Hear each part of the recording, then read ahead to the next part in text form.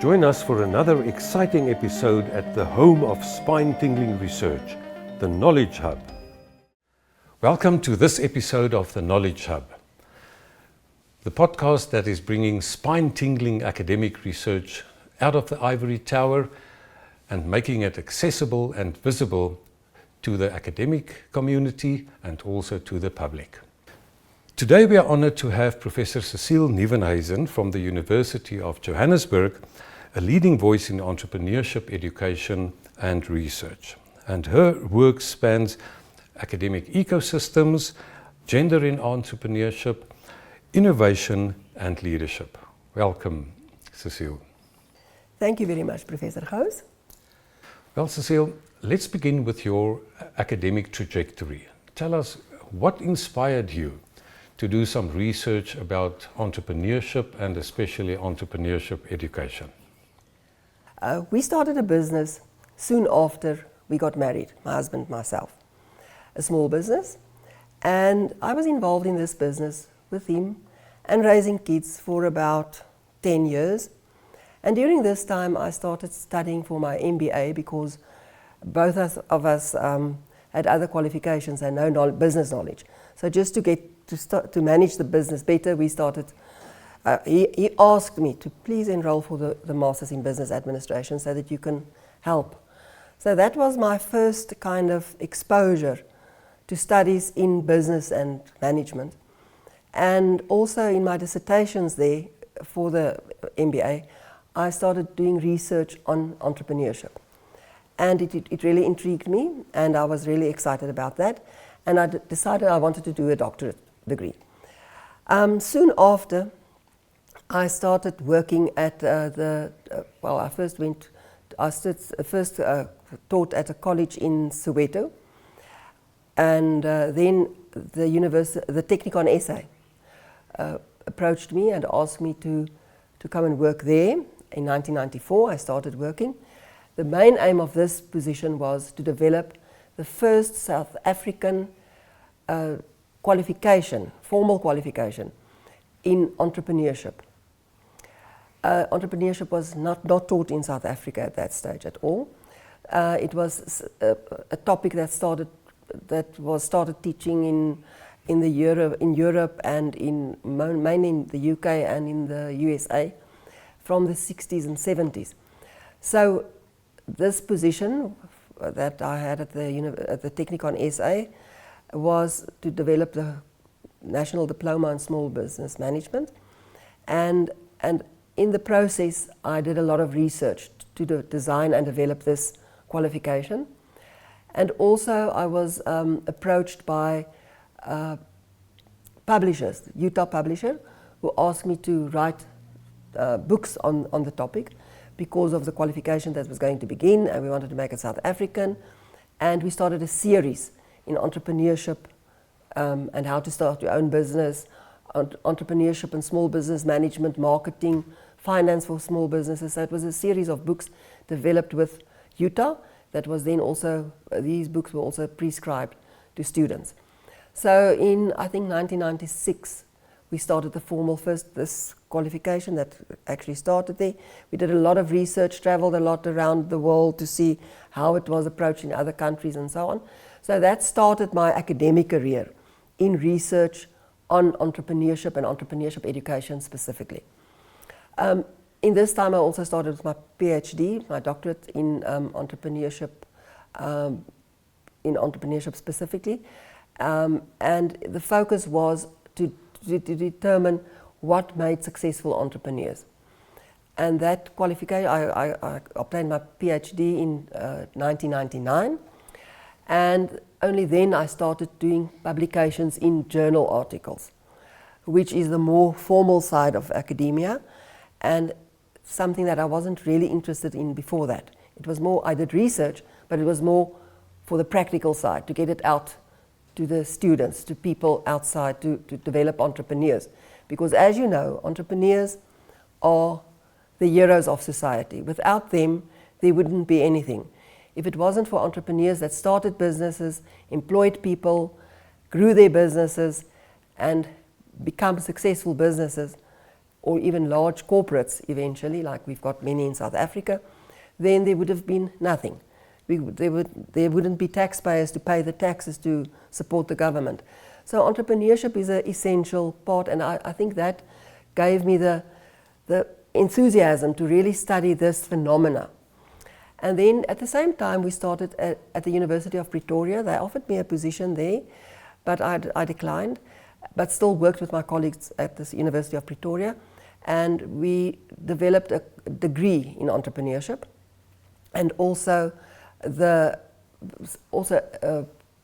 kind of books or textbooks for degree purposes, and mostly postgraduate degree purposes in entrepreneurship specifically. And those books are still going well and still being prescribed, and we are already in the 9th edition of those, or 6th edition of this book. And then also the other books that I started doing in the 1990s were also still prescribed, and we're busy with the follow-up editions on those. So this part of my career was then at developing and entrepreneurship qualifications and writing primarily textbooks, doing my PhD, and then starting to write articles and publish in academic journals. So after that, it's the second part of my career that started in, Technikon SA merged with UNISA. And we were kind of the underdog, Technikon SA, but the Dean of UNISA asked me to become the head of the department, Business Management. And so for the next 10 years, my work was more focused on being managing the Department of Business Management, of which entrepreneurship formed an integral part. So I was more focused, as I said, on development of staff, of researchers, of students, supervising students, and also supervised my first PhD students to become specialists in entrepreneurship and entrepreneurship education. So after about 5 years in the position there, I moved over to the University of Johannesburg. I live in Johannesburg, so I decided to rather go to a university closer by. And there I continued my position as a head of department, and the same type of thing. So for 10 years I was kind of a little bit not so focused on entrepreneurship education, more in management. But then after, in 2015, I stopped being a head of department, and I moved over to becoming a researcher, more focused on research in entrepreneurship. And that culminated in me being awarded a SARCHI chair. Now, SARCHI chair is a South African research initiative, and this chair was focused on entrepreneurship education, and it was awarded to me and the University of Johannesburg due to the focus on entrepreneurship education and the value that it brought to society and to the university as well. So that was a very kind of career change actually in my life, because there the focus was to develop undergraduates or students to get postgraduate degrees, masters and doctorates, and also postdoctoral research fellows. And the focus also, of course, research in the area of entrepreneurship education, entrepreneurship development. So this chair started in 2019, the SARCHI chair, and in entrepreneurship education, and the research was all focused, it's got to be focused very much on that. So that was the fourth, the fourth phase of my career. So with the entrepreneurship education chair, the focus was really to do research and publish, of course, in accredited journals, which are not always that much visible to the public and to society and to students.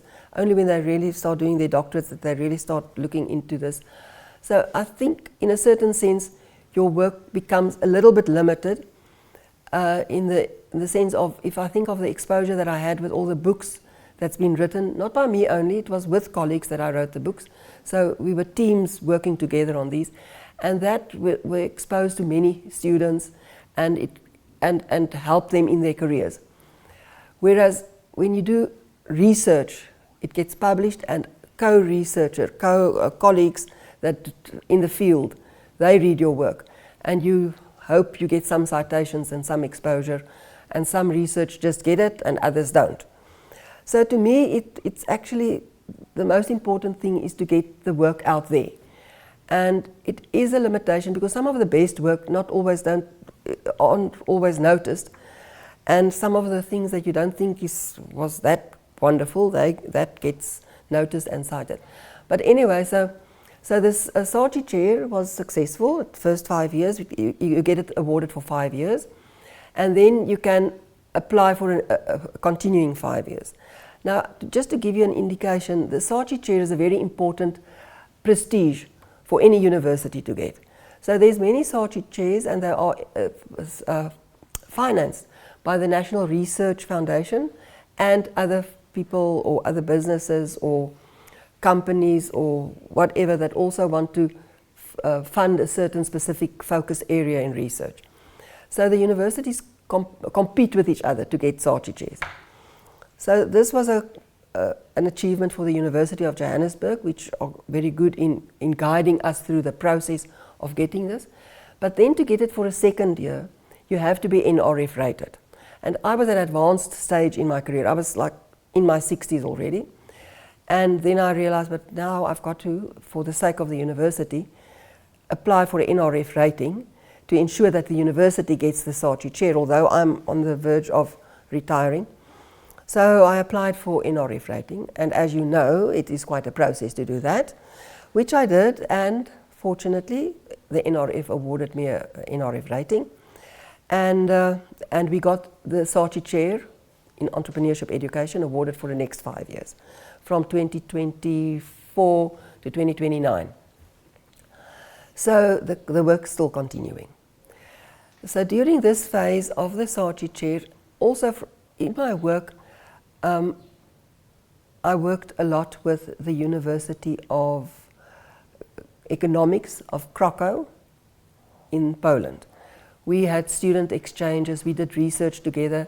I was involved with their MBA and the students doing their dissertations and doing the external examination for that.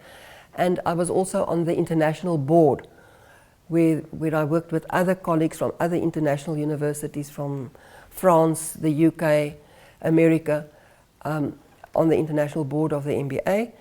And I worked with colleagues from Krakow University of Economics to quite an extent. So you internationalized the research? I internationalized the research, and as you know, we all have to publish and get exposed internationally. And as I explained to you previously, my focus was very South African, because it was to get entrepreneurship education in South Africa, to develop South African entrepreneurship education, to develop entrepreneurs in South Africa. So the initial, there was no focus to be exposed internationally for me at that stage. But with the Saatchi chair, as you mentioned, then it becomes important also to become more internationally exposed and acknowledged. And the Polish university, as well as the colleagues from other universities that's involved with that, and then also perhaps colleagues that I made contact with over the years and worked together with over the years, gave me some international exposure. And I also attended a lot of conferences, international conferences, presented papers, because that was my way to kind of interact, to build networks internationally. So through this process, with the work with the Polish university, Krakow University of Economics, they eventually asked me that they wanted to promote or award me with an honorary doctorate. But unfortunately, the process is extensive. It's got to be approved by their university, the Senate of their university. it's got to be then, they have to get letters from about 20 people that advise them that you are the right person. Then they send out this whole, your whole CV, everything out to external reviewers from different countries. I think it was 3 or 4. They also have an internal supervisor to guide the whole process. Then when everything is approved, it goes back to their Senate and say, okay, everybody approve this honorary doctorate. And then finally, it's got to be approved by other Polish universities. They've got a different system from us. So it's a long and intensive process, and I wasn't really interested in this, but my colleague there insisted that he wanted to do it, and it happened. And I was awarded the honorary doctorate, or they call it a causa honoris, in 2022. And that itself was also a research project, because I had to present a paper at a big award ceremony in which many universities from all over the world were actually invited. And it was a wonderful experience, and fantastic to be awarded this honorary doctorate.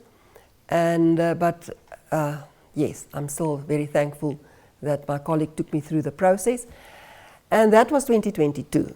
So now I'm in the second phase of the Saatchi Entrepreneurship Education Chair, and still enjoying doing what I do, but I think it's time for me to retire, because I'll be 70 next year, and I think I want to go and really start becoming more involved in the family businesses that we've been building up since the early 90s, early 80s actually.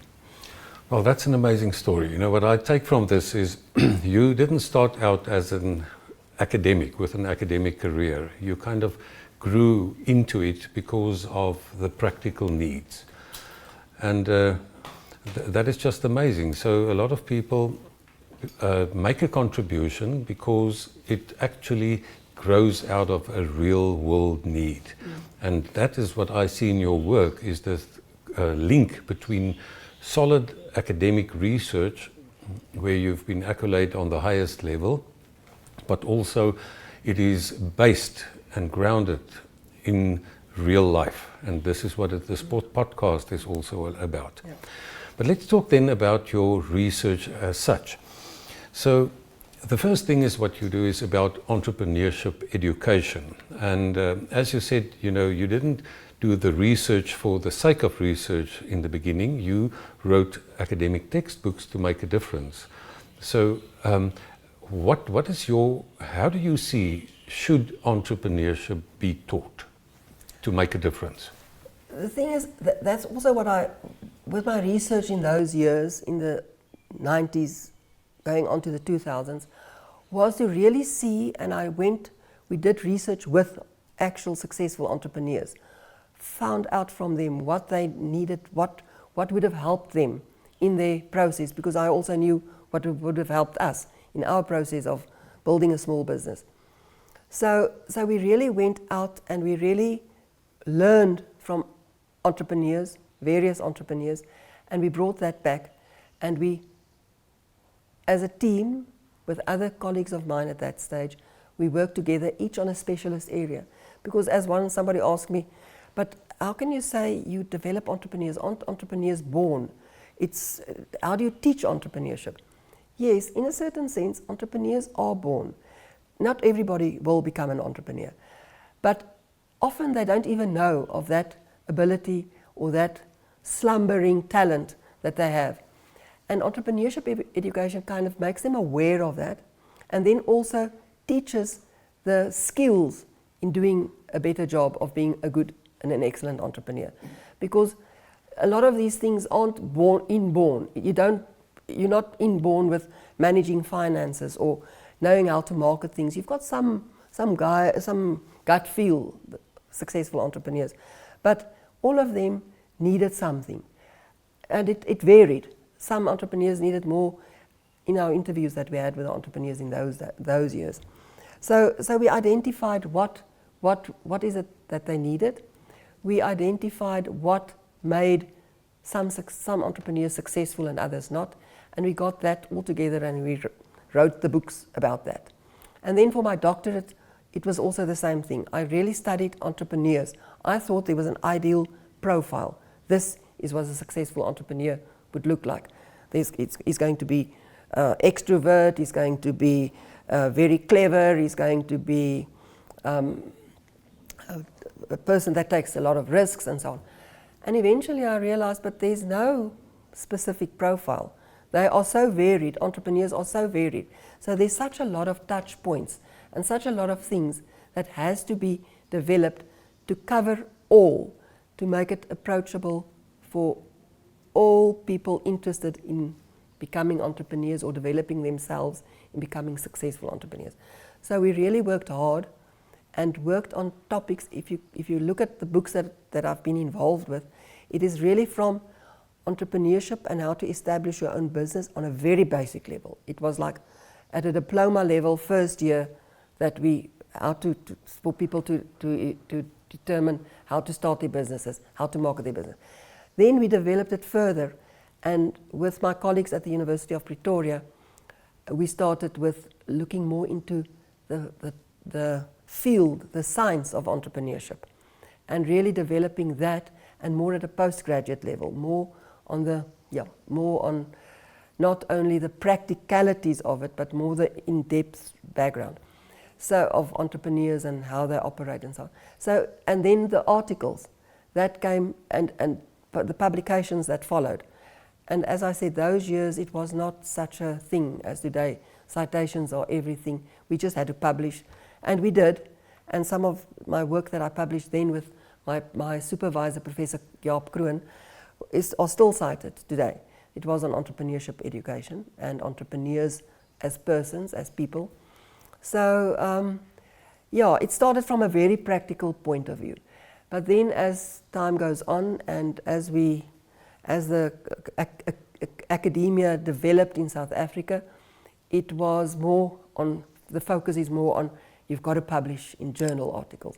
Whereas in the first 10 years, even 15 years of my career, it was more, the academic side was more conferences, attending conferences, building networks, learning what to do.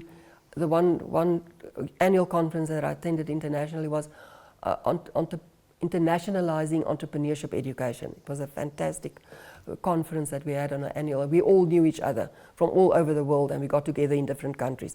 I even hosted a internationalizing entrepreneurship education conference in South Africa, which was attended by about 27 countries and about 150 people. And it was a fantastic success. And so that was all the beginning. But as you just mentioned, now we do research, but it's not always brought to the public. It sometimes sits there in fabulous journals, highly rated journals, but you get perhaps not that many citations. The normal people or the people out there, the public, aren't exposed to it. And how do we do that? And that remains to me important. So what I've done in a certain sense is, even if I do a research project, most of it I will try to kind of convert to something in a textbook, for instance, or in something more approachable by the public. But it's not always possible to do that, and it takes a lot of energy. And the focus of universities is so much on getting accredited journal outputs that there's not time always to get your work that's really relevant to the public, to get it out there. And that's something that there should be a focus on, I think. So it seems to me this was a bottom-up process. It is born out of the real-world needs, and then you structured it and said, okay, this is how we actually do it. Now, if I want to become an entrepreneur, whether I'm still beginning or after retirement or whenever, do you think it's worthwhile going to study at a university, or where do I get the skills and knowledge and attitudes and everything to become an entrepreneur? Yeah, well, that's a difficult question, but to me, the thing is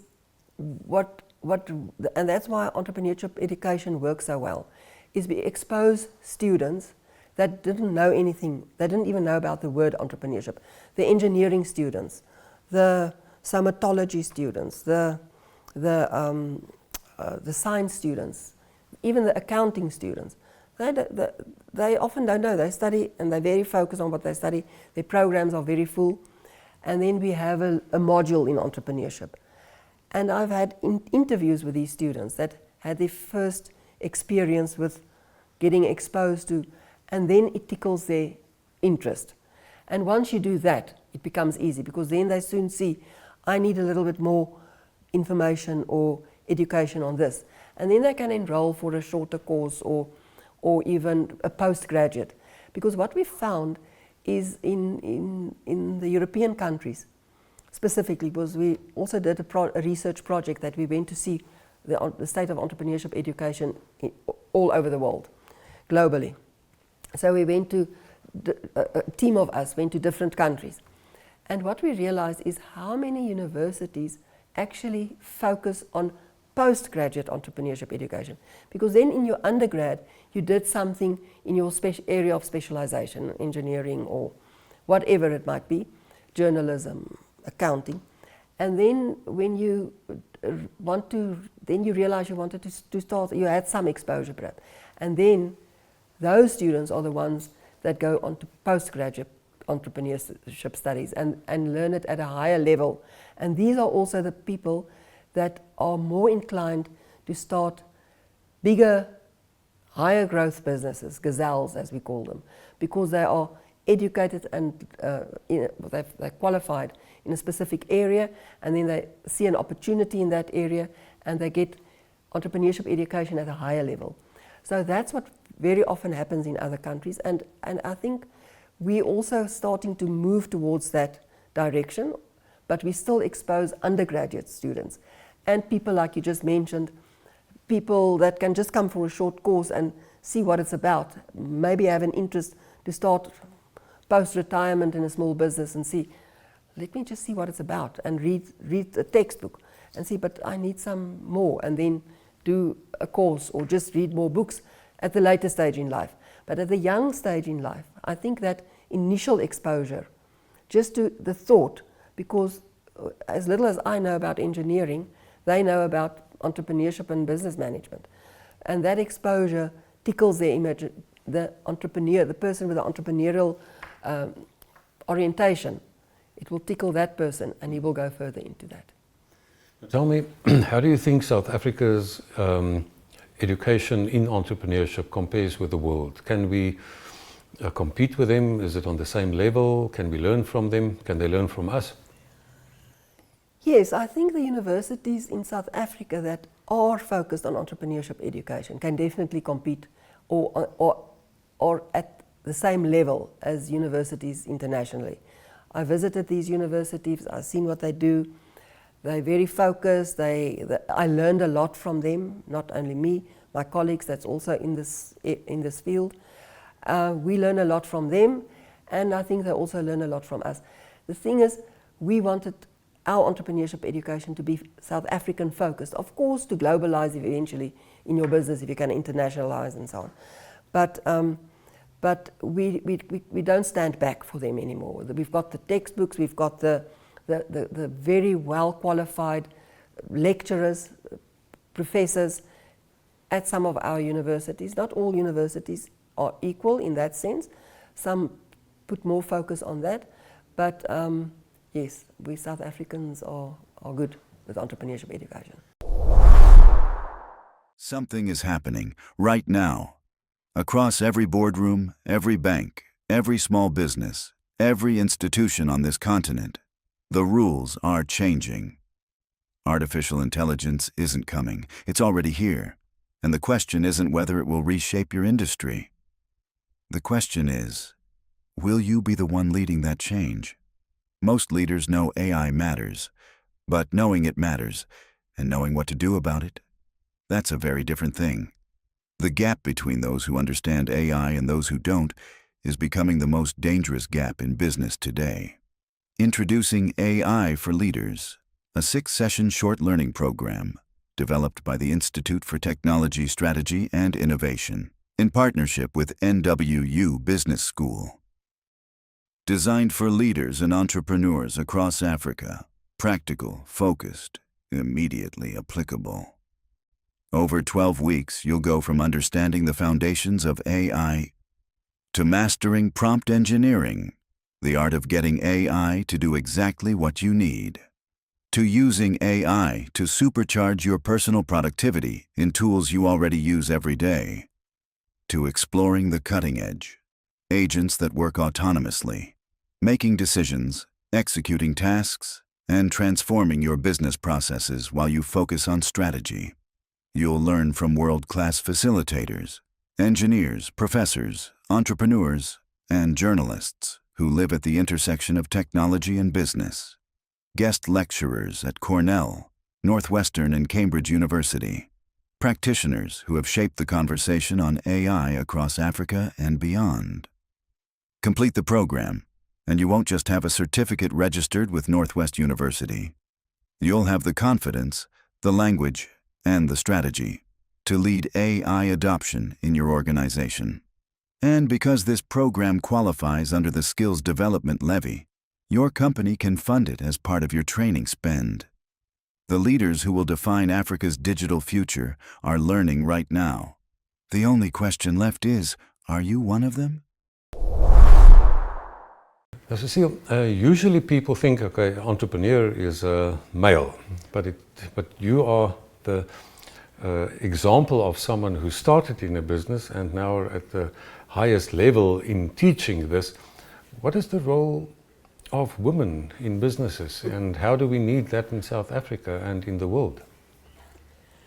Yes, the role of women is very important and has always been. I think women has always been involved in business, even from the Bible's time. If you read what women did in business, it's not as if they've all been housewives all their lives and just sitting back and the men went out to work. So yes, that was my initial research. When I started initially with my MBA and my first dissertation, I thought, gosh, I'm going to see what's the difference between male and female entrepreneurs. And I did a whole small study. It was a dissertation, a minor dissertation. But after that, I just realized there's no difference. They have the same. They've got to identify an opportunity. They've got to be innovative. They've got to take a type of risk, a calculated risk taking. They've got to have the initiative to go on their own and so on. And there was actually no difference in the people or how the person that starts an entrepreneurial business or a small business is. But the difference is that male and female start different types of businesses. Because women usually have to accommodate a family and so on, whereas men can go out to work, and that's the way the world works. And so usually, and the days that in the past, and I think it's perhaps in some situations still are like that, it's not so easy for a woman to work independently. She's got to get the signature of the husband because they're married in community of goods and so on.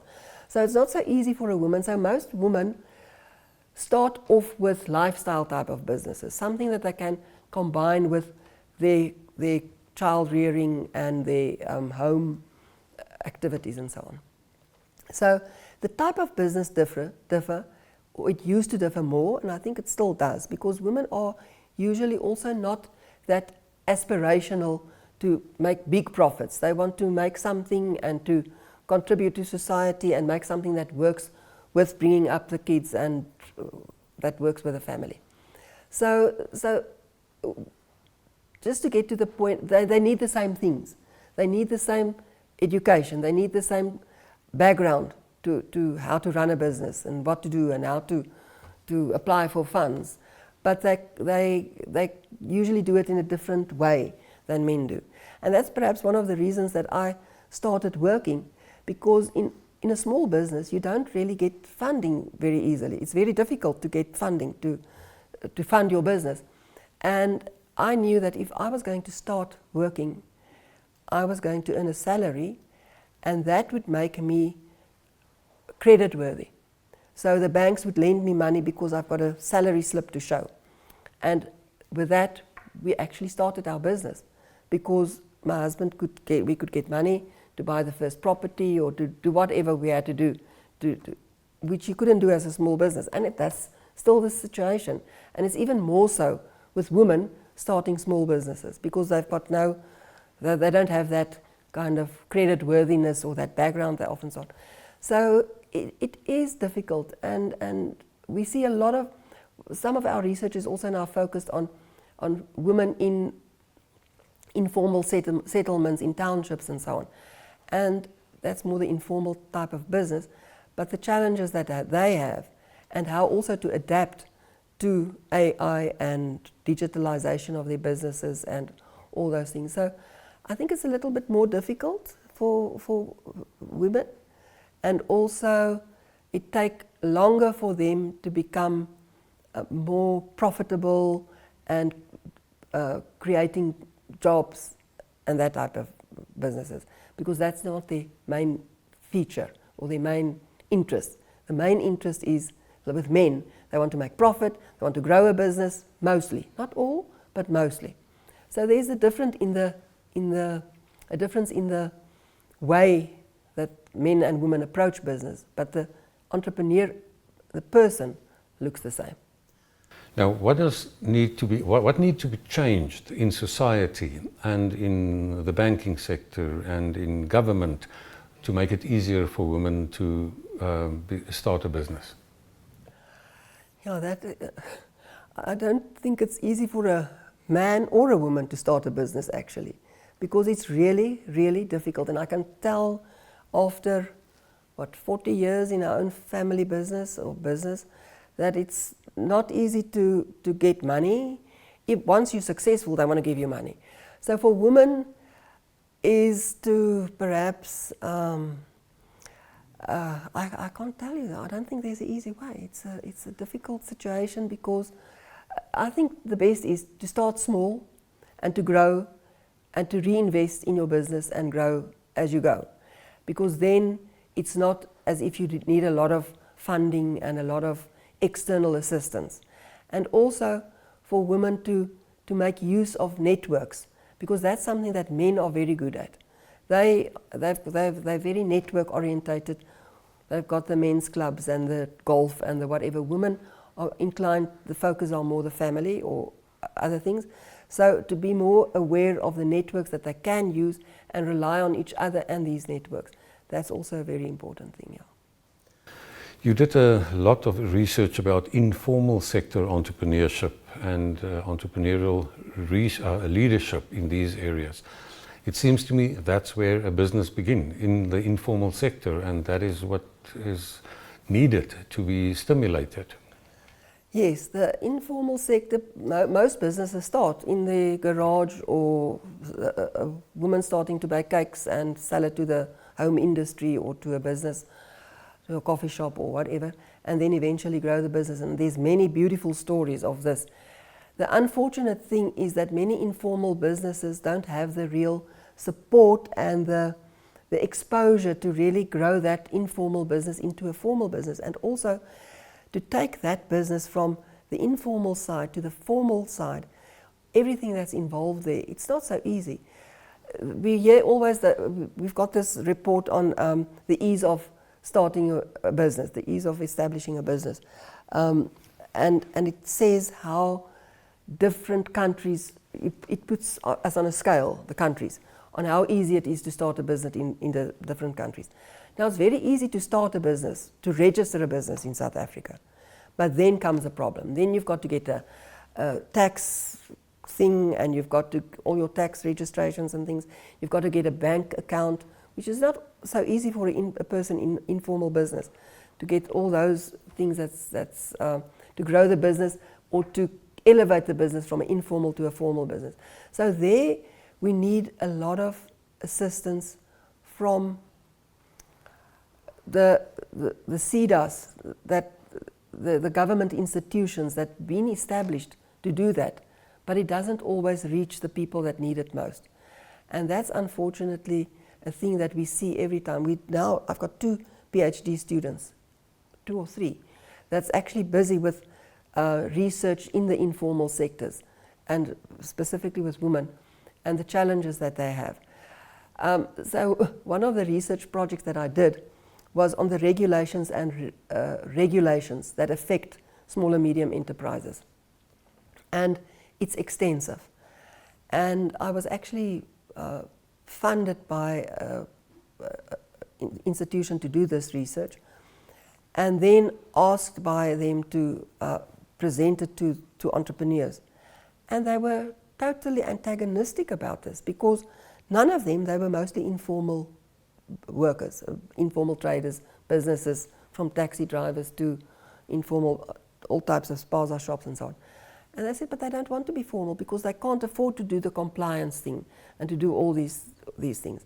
So it's difficult and it's a challenge, but it is important because, as we all know, the informal sector is a major contribution to the economy of our country. If it wasn't for the huge informal sector, we would have seen so many people dying of hunger, because they really look after their families, after themselves. They start their businesses, they do well, but under the radar. If we can get them into the economy in an easier way, it will be fantastic. But that will, we'll need some real government will and initiative to do that, not by making more rules and regulations. That makes it difficult. Yeah, because I think that seems to be the case, is that government puts in more and more and more, and actually it should be less and less and less to make it easier for businesses. Yes, I understand that the rules and regulations and legislations are necessary to ensure smooth working and everything goes well, but to do it to the extent that it kind of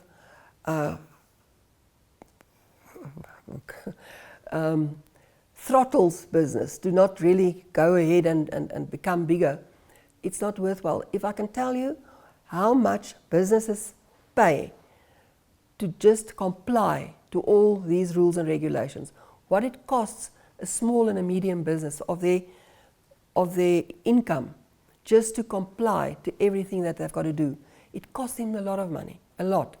And these informal sector businesses just can't make that jump.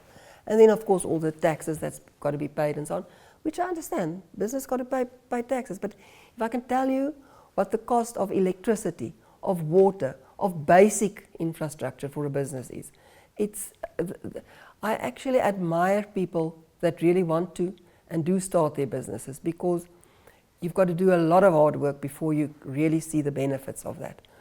So that was one thing that I also researched, is the regulations and legislation. And it is, if I can tell you the number of laws and regulations that affect each business, it's something like 140. Rules, regulations, legislations that impact on a small business. Not on small, medium, all businesses, but the cost of it is so much higher. The smaller the business, the effect of it is so much higher on the smaller business. So, but that's something that that was published in a journal, and it gets a lot of citations, but which I also published in one of the books that for our students, one of the textbooks, and it shows students, and I think it shows students what are expected of them, and I think it puts people off rather than inspire them to start their own businesses.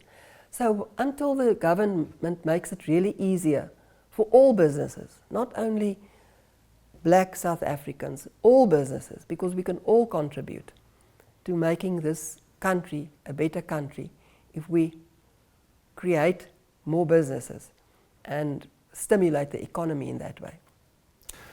You did a lot of research about female entrepreneurs in Africa. How do we compare in South Africa, not only in that case, but also about regulations? Are we more regulated in South Africa than other African countries, or what do you see in Africa happening? No, in South Africa we are much more regulated. In the rest of Africa, informal entrepreneurs are acknowledged as business and they can go ahead, and there's not half the number of regulations and legislations that affect these businesses. They go on with their business, they can be counted. With us, they don't want to be seen, because as soon as they're seen, they've got to register their business, and they're going to be taxed, and they've got to be compliant and so on.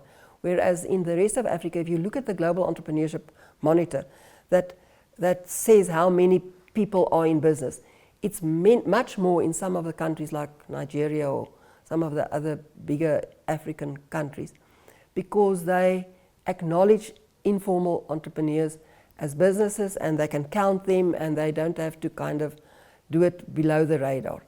So I don't think it's as prominent in other African countries. And once again, I'm not saying it's wrong to have compliance, regulations, legislation.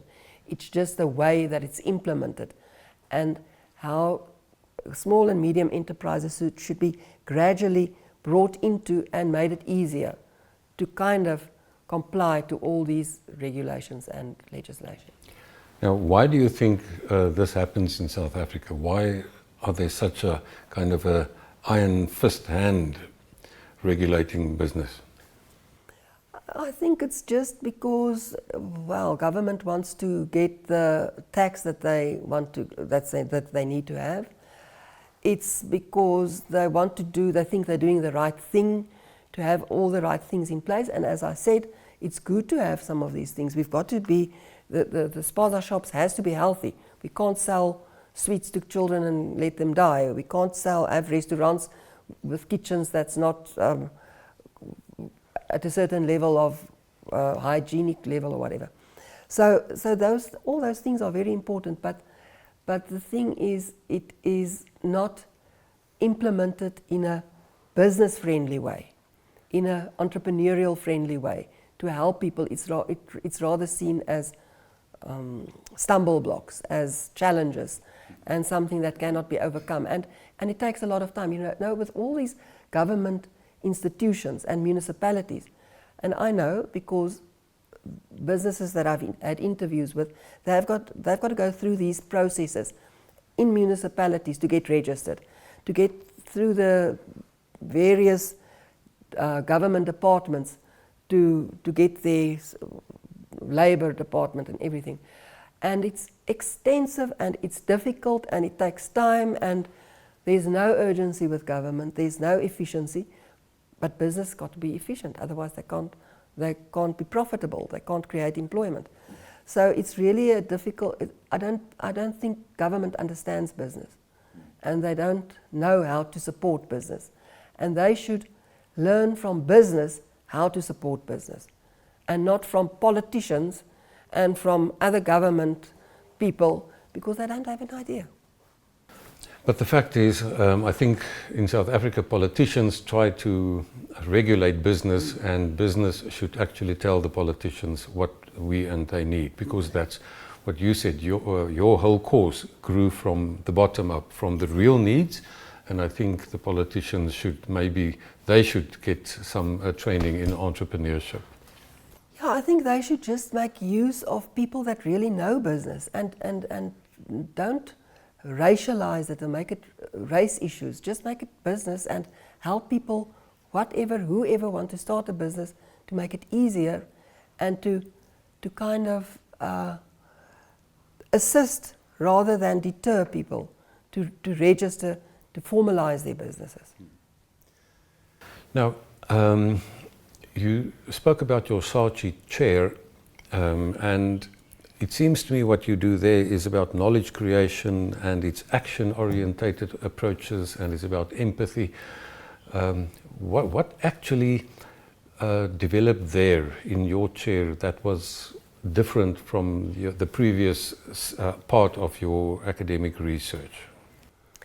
The focus of the SARCHI chair was entrepreneurship education. So, as I just explained to you, the whole process of developing entrepreneurial education in South Africa in general, and more specifically in the universities, was done. But this SARCHI chair had to focus more, because a lot of universities, because this chair is specifically on post-school entrepreneurship education, a lot of universities have secondary higher education institutions still have the idea that, or they don't have the people to teach entrepreneurship, because you've got to first have been an entrepreneur and know about to teach it. You can't teach something that you don't really know. So it's so difficult that you haven't experienced yourself, that you haven't done.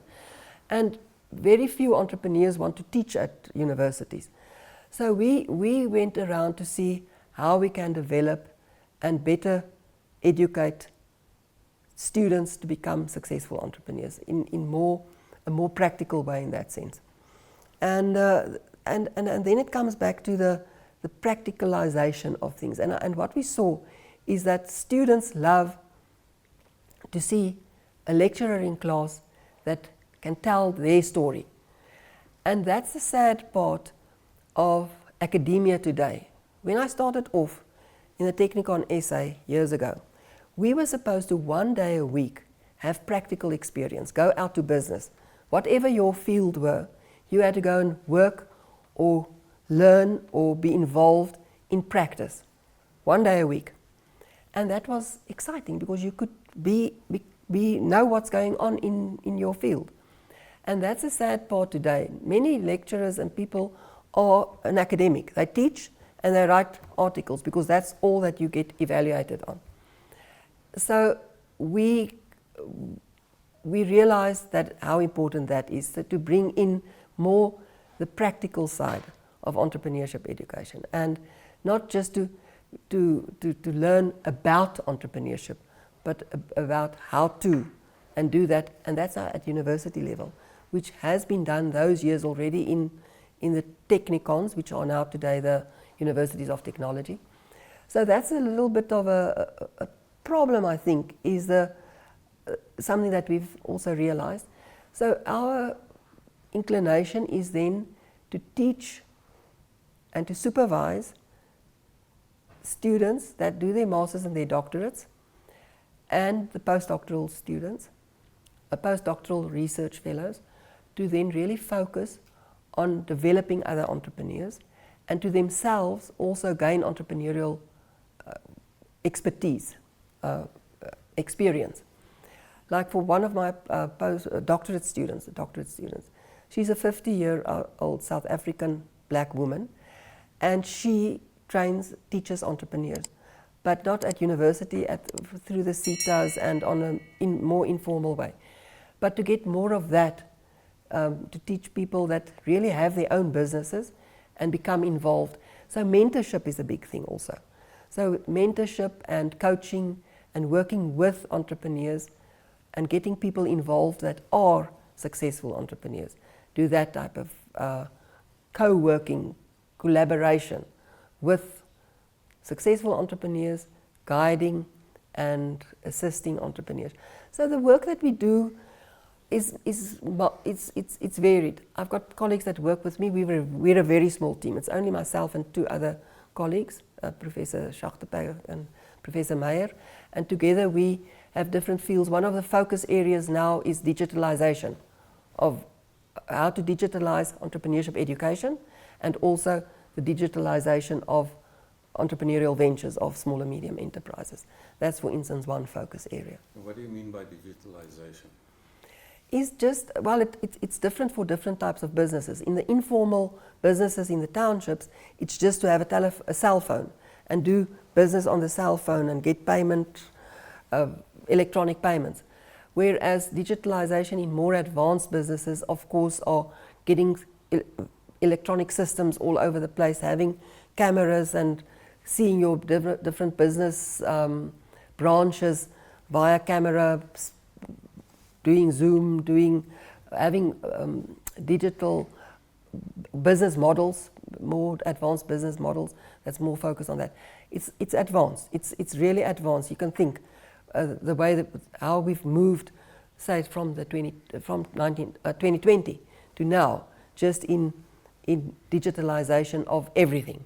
So with businesses that do well, but it's costly. It's extremely costly, and so that's also a focus area to see of our research, to see how to help or what businesses need to develop their business models into the digitalized era. All right, so you've spoken about South Africa and Africa. Now we move further north to Poland. and the interesting work that you've done there that led up to your honorary doctorate. What exactly was the contact, and what did you do there in terms of research and practical work in Poland? Okay, in Poland, it started in 2009 already. One of my colleagues, Professor Goldman, he got befriended with one of the professors there at the Krakow University of Economics. And they started actually a lifelong collaboration between us. We had a memorandum of agreement with their university and our university. So we had student and lecturer exchanges. So we sent some of our lecturers there, and some of their lecturers came to us and taught our students or classes or just seminars and so on. And then we also started doing some research to see what's the difference between the MBA students in Poland and their entrepreneurial orientation and the MBA students in South Africa. Or, yeah, we compared those. We did a few research projects. There were quite a number of research projects, not only by myself, with some of my colleagues and other staff professors in Krakow University of Economics. So, and that developed, and we were also from the beginning very much involved in the MBA. So I was more involved in the research projects and doing the examination of their research, their dissertations.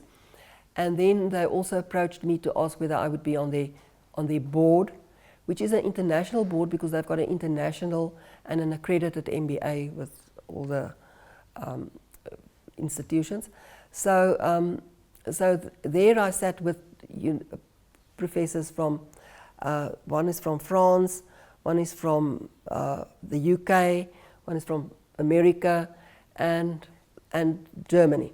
So we all sat together. We sit and Sweden, and we sit together twice a year working on the MBA and what it has to be, how it should develop, what should be done. So it's very inspiring because all of these people are involved in their universities, in business schools and so on. The most recent project is that with a Polish colleague at Krakow University of Economics is Professor Piotr Bula, with whom I've been working since 2009, is that we are actually investigating the growth trajectories of South Africa after apartheid and Poland after communism.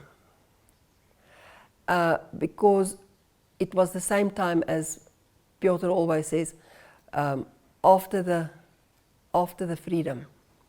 So we are looking at what happened, where were we as countries economically speaking, and where are we now? And we're looking at kind of 95, 2005, 2015, 2025, 24, because 25 is not done. So we're looking at that to just see what went wrong, because Poland is doing exceptionally well, whereas South Africa has declined over the past 10, 15 years to such an extent that it's very disappointing. And it would be nice to learn from them, to see what have they done, why are they successful. I know there's reasons like they became part of the EU and everything like that, but I mean we've also got good things to say. So anyway, so we were busy with that project. So we continuously thinking of things to do and I'm still working with them, and the work with UJ and the Krakow University of Economics are also continuing. We just signed a new MOU with them, and one of my colleagues, he's the current head of the department at the Department of Business Management. He will be going over to Krakow University of Economics with Professor Goldman that initiated this process. So the work is continuing with not only myself but various colleagues. Now, what did you find? What is the difference between them and us in the past 20 years? Why do they do well and we not? No, the problem is this is a project that we're busy with now. So I don't have the results, but I can tell you some things are just like economically they've grown. They've got no unemployment. They've got like something like 3% unemployment. Their bigger problem is to get people, because people have so many excellent opportunities. Whereas in the past, before the freedom from communism, their people, or just soon after they were out of the communist grouping, their people very often went to other countries to work, to learn English, to become economically exposed. Now the people are returning to Poland and they're working there, and they don't have enough people to employ in wonderful positions. And I see that in all the master's dissertations that I examine, how well they're doing, these companies in Poland. So there's no restrictions of how to do business. Just do business. I won't say there's no restrictions. There's limited restrictions. They want economic growth and they're working towards it. Whereas with us, there's so many restrictions and new laws and things that affect us as business people, any business in South Africa, labor laws being the most difficult one, and the BEE and all those things, making it difficult and actually limiting business activity and business growth.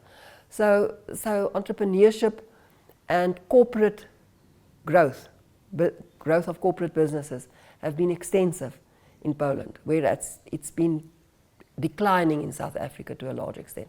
That's one thing. And I looked at the GDP, we're looking at everything. So yes, unfortunately, we're moving backwards in most of the good things, and they're moving upwards in most of the good things. So it seems in Poland the government got out of the way of business, and in South Africa they are getting in the way of business.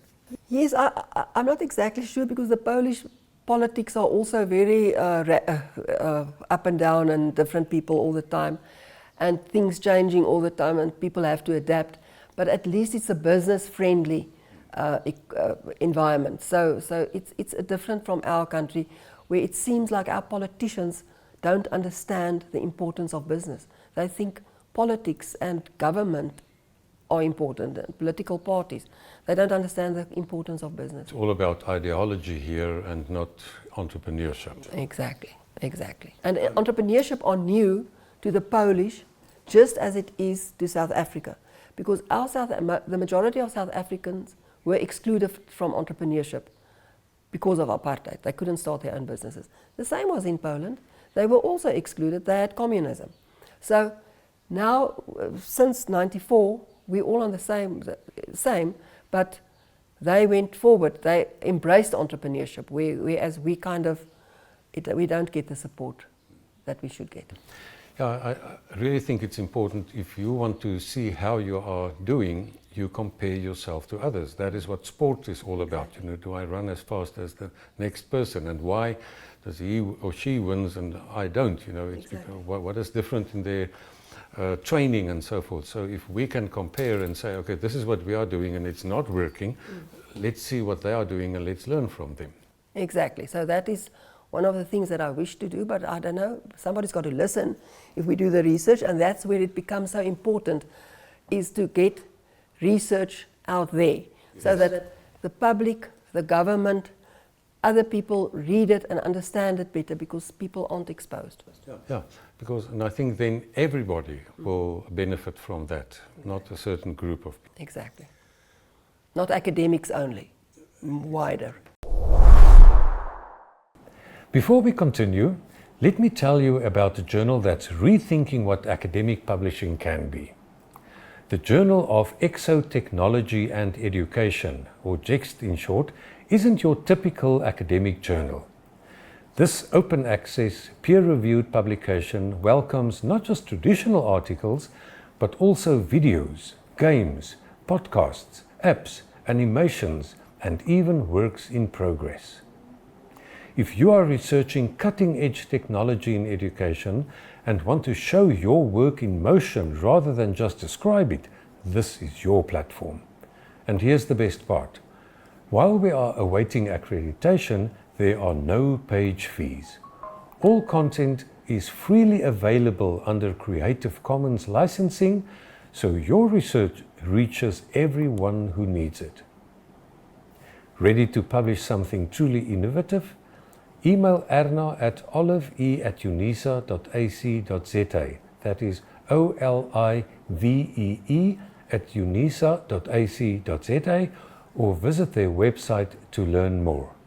And that's JEXT, where educational technology research breaks free from static pages.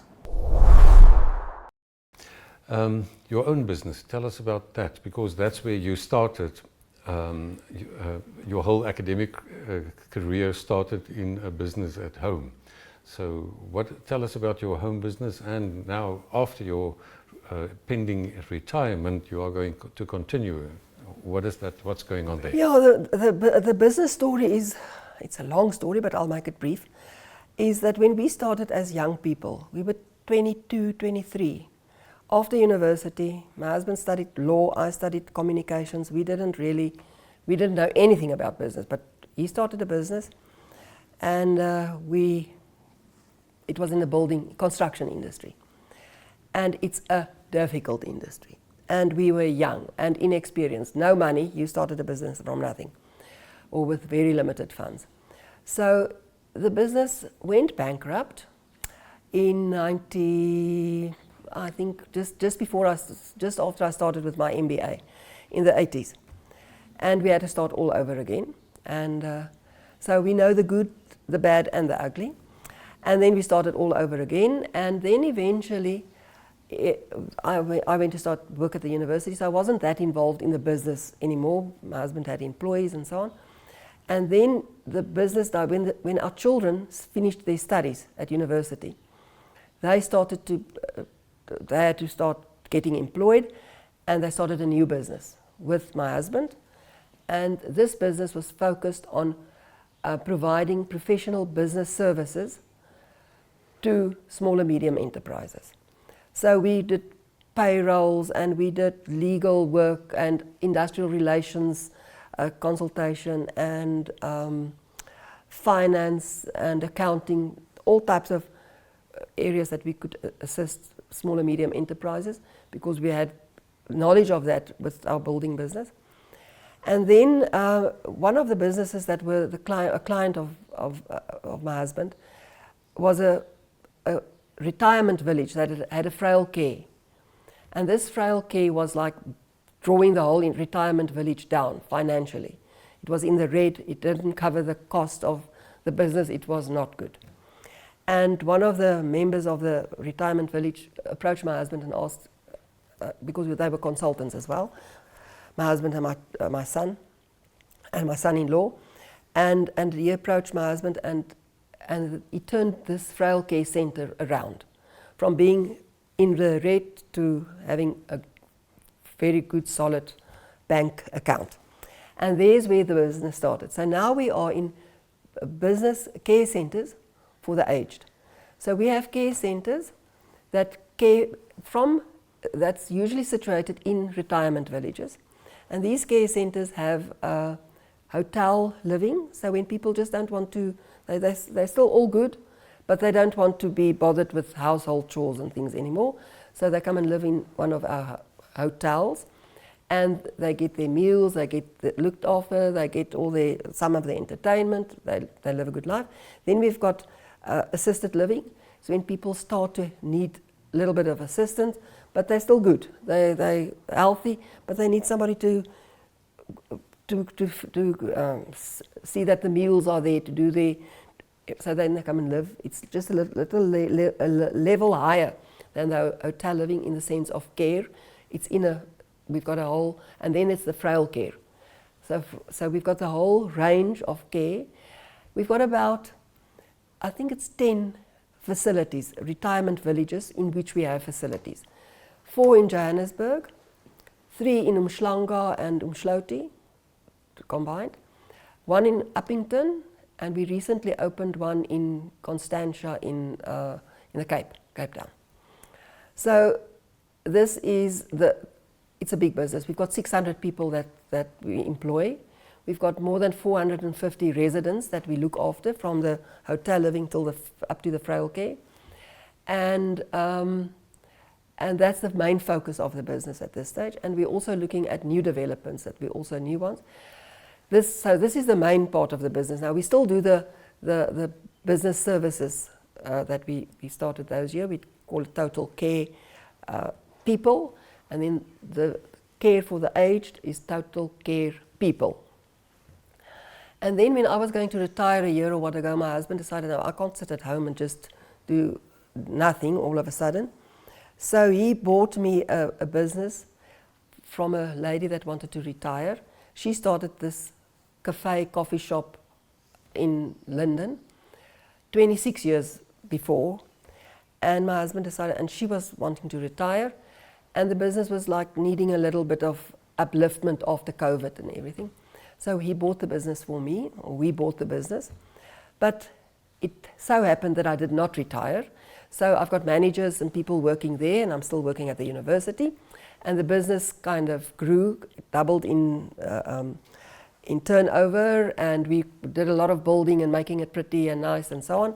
So it's Paputsi's, it's a landmark in Linden, Northcliffe area where we live, and I enjoy it, but more from the side at the present, because in all the businesses I was never a paid employee, or I was never that involved. I'm more like a soundboard and talking to, and because all our children work in the business, and so that's the businesses.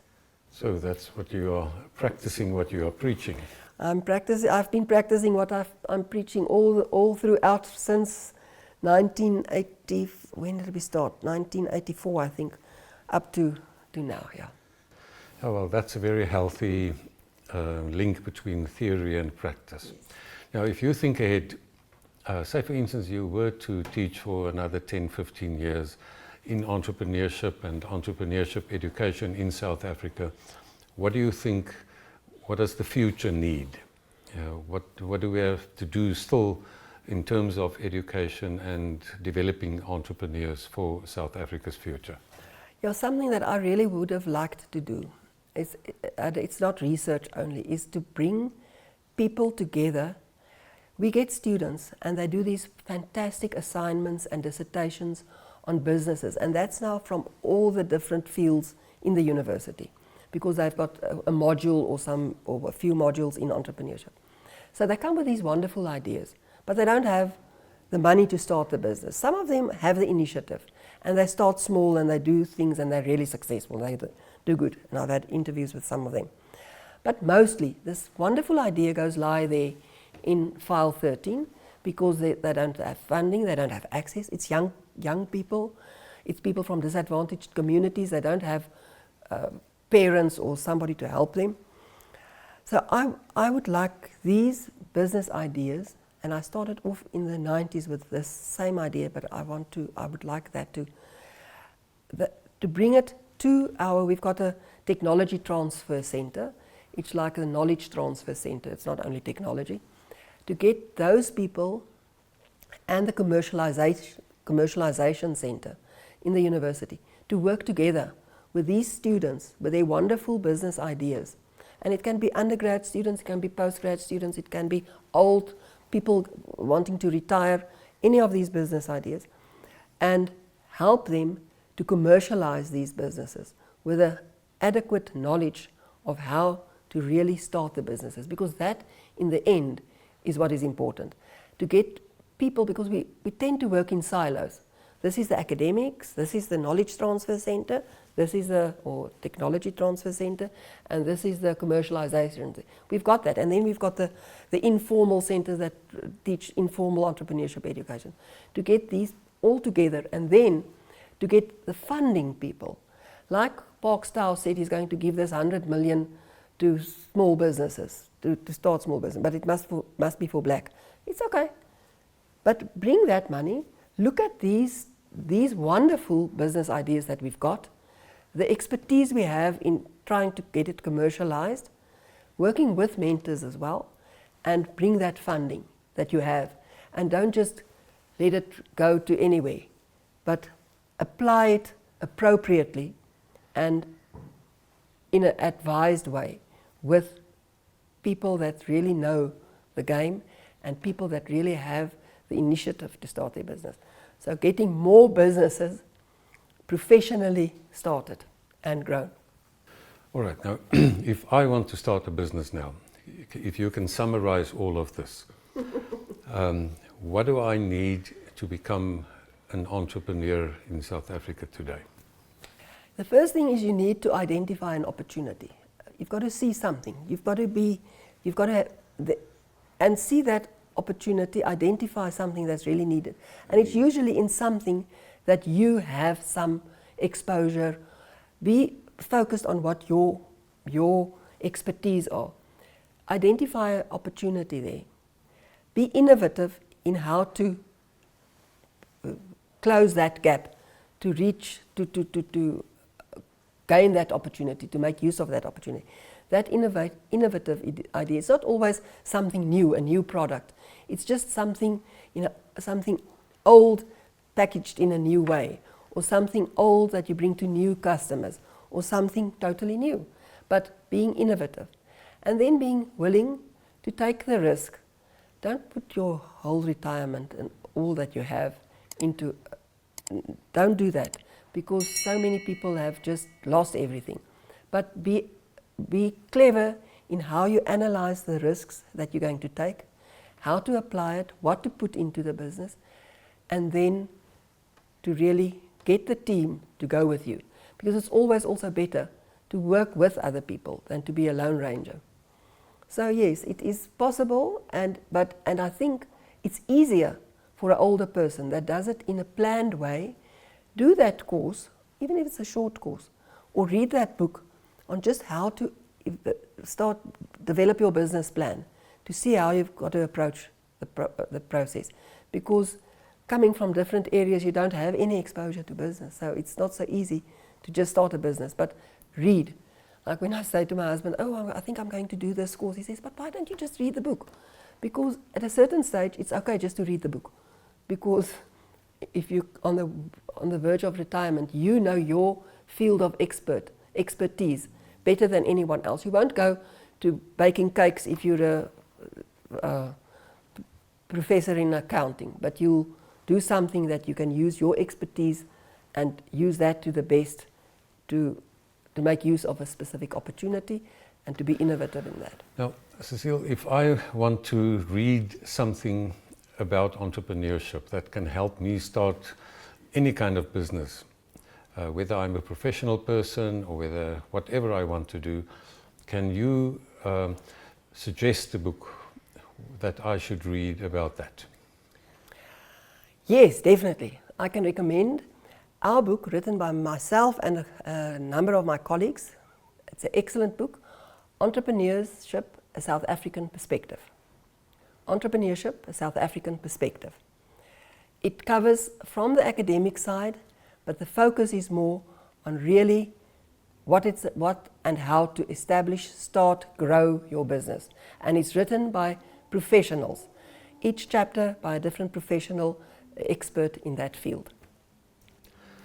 Well, I look forward to do that, and the wonderful news is that we've got 3 of those copies, and people who drop us a line may just actually win one of those 3. So drop us a line if you want to become an entrepreneur. Well, Professor, it was absolutely wonderful talking to you and sharing your expertise, and it seems to me all of us need to make some decisions about our own expertise and see how we can get that out there and to meet some real needs, because it seems to be what we need and to get ourselves out there. That's what academia is for. We must get our work out there. It mustn't stay in the university or in the haloed journals. That is, get out of the ivory tower into the marketplace. Exactly. That was Professor Cecile Nieuwenhuizen, and we talked about the Knowledge Hub and how to get real world needs to meet with real basic research and theory, and to see how the two together can help us to get and create a better future for us all.